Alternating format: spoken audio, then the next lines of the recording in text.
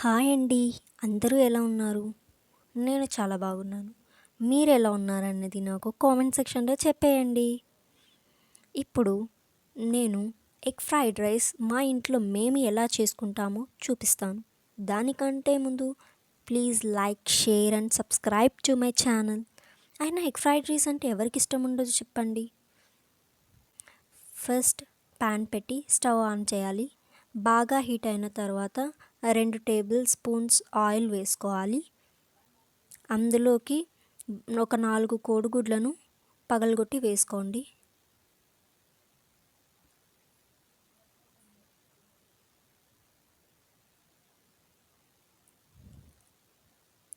ఇప్పుడు ఈ ఎగ్స్ అన్నిటినీ బాగా కలుపుకోవాలి.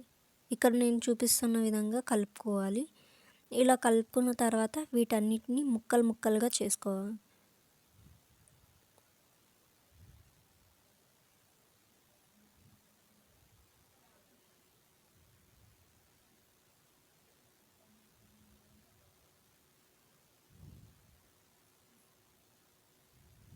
తర్వాత మనం చల్లార్చి పెట్టుకున్న రైస్ని వేసుకొని ఒకసారి బాగా కలుపుకోవాలి. నేను ఈ రైస్ని ముగ్గురి కోసం చేస్తున్నానండి.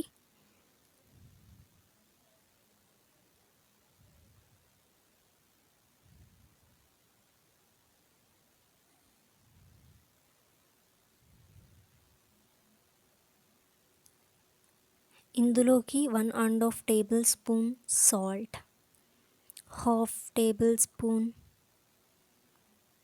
కారం, కొంచెం పసుపు,